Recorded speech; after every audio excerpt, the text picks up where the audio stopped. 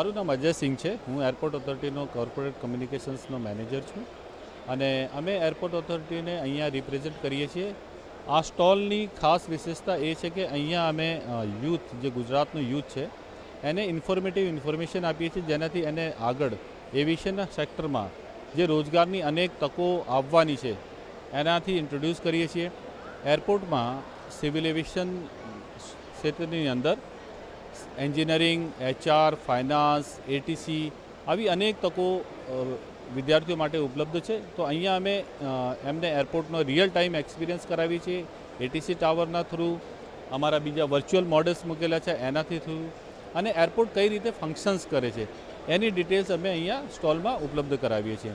તો ભારત સરકાર અને ગુજરાત સરકાર બંનેના સંયુક્ત પ્રયાસોથી એ રાજકોટનું જે નાનું એરપોર્ટ હતું એને અમે ડેવલપ કરીને એક વિશાળ, સરસ અને સ્પેશિયસ એરપોર્ટ આપ્યું છે અહીંયાની જનતા માટે.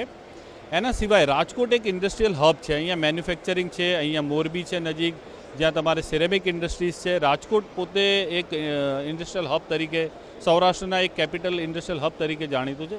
તો અમે સૌથી પહેલાં તો પેસેન્જર જે અહીંયાથી જાય છે એના માટે આ એરપોર્ટને ઇન્ટરનેશનલ બનાવ્યું છે. ઇન્ટરનેશનલ એરલાઇન્સની જ્યાં સુધી વાત કરશું તો જેમ ટ્રાફિક લોડ અહીંયાથી વધશે અને જેમ જેમ ઇન્ડસ્ટ્રીના લોકો રિપ્રેઝેન્ટેટિવ અહીંયા આવશે, તો મને આશા છે કે આવતા સમયમાં અહીંયાથી ઘણી બધી ઇન્ટરનેશનલ ફ્લાઇટો સ્ટાર્ટ થશે અને અત્યારે લગભગ 17 ફ્લાઇટો ડેલી ડિપાર્ચર અને અરાઇવલ કરે છે, એમાં પણ વધારો થશે.